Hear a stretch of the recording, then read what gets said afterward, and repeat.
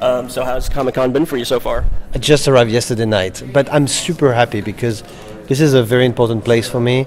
You know, we launched like a Piranha here, and we launched like a Mirrors here, and I'm also like a fan of everything that's happening here. Obviously, I'm super geek as well, and you know, when we finished the movie last year and we presented in TIFF in Toronto, I was kind of like, oh, you know, I wish we could have gone to Comic-Con, and I was not expecting that we will have that year and that we'll be able to come this year and present the movie, and it's amazing. So obviously Horns is very interesting material, kind of tough material to crack, I thought, for a film, because when I read the book I was like, there's no way they can make this into a movie.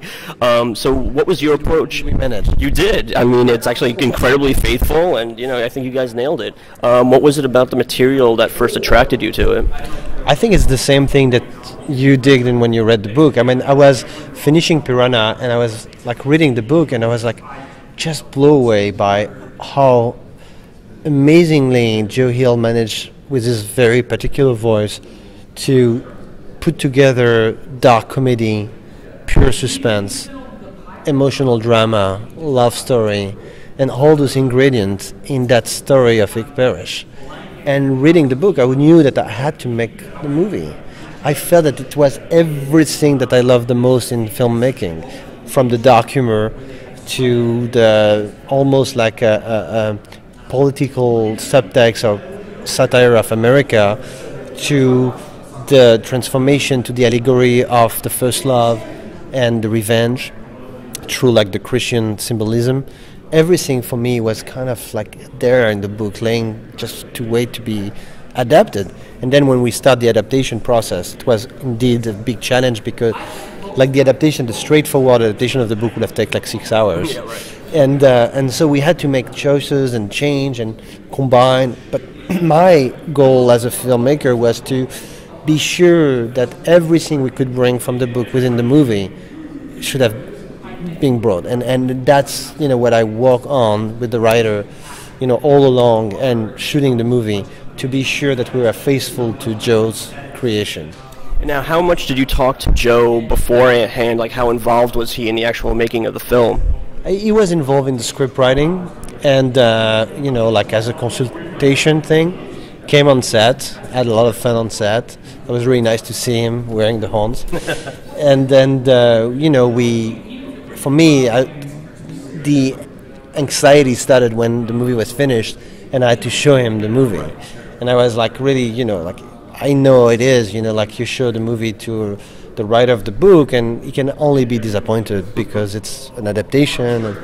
And that was the opposite. He loved it. It was completely embracing every choices that we made. Thought that the movie was beautiful looking. He loved Daniel Radcliffe, loved all the other actors. He thought that was really like, he was so happy with it. And that was, for me, just like the biggest reward I could expect. Yeah, and you mentioned Radcliffe. Obviously, this is a different type of role for him completely. How did he get involved? Was he your first choice? And what was it like collaborating with him? He was definitely my first choice after I met him. Yeah. You know, he was like he read the book, came and say, you know, I want to do it. And I talked to him, and I realized that he was Vic Parrish, that he was that absolute committed, loyal, romantic character in life, and that he will bring to the movie this same intensity that I could see in his eyes when he was pitching me why he was the right choice for the movie. And I didn't expect at the time, because it was before I've seen him on stage. I saw like the other movie he made, or it was right even before Woman in Black. Mm-hmm. I couldn't expect him to be such a skilled actor. I was expecting to have work so much with him, but then he was so skilled and did his homework so well. I mean, homework meaning like getting ready for the part. It was just Vic Parrish. It was like stunning. He goes all out. Yeah. And you know, this is obviously the Weinsteins are distributing it. You've worked with them before. Mm-hmm. Talk a little bit about the collaboration with them, and you know what they bring to the table in a case like this. I mean, we showed the movie finished in Toronto, and they were the highest, buyers, and they bought the movie because they loved it.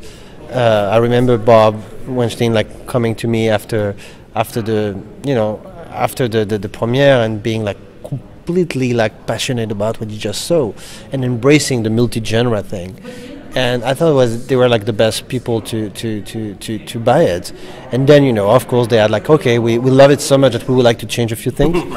and that didn't happen because they realized then that whatever we did was like the best version of the movie. So basically the movie, the way it is now, is exactly the way it was in Toronto, with a few like little minor changes and some voiceover that were had to clarify a few things, but that's it. So the collaboration was great so far. Awesome. And finally, do you know what your next project is going to be? Have you settled on your follow-up?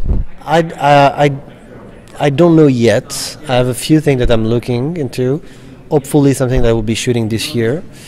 And I have a lot of other things that I produce a movie with Fox that's going to open in December called The Pyramid. And we like starting this TV show based on David Cronenberg scanners. Right. So this is like what I'm working on right now. But there's a lot of things coming. Yeah, I mean, what is that going to be like? Scanners? I mean, that's got to be a really huge challenge. It is a big challenge. It is a big challenge. But we're working on this now. Yeah. Excited to see that. Yes, and me too.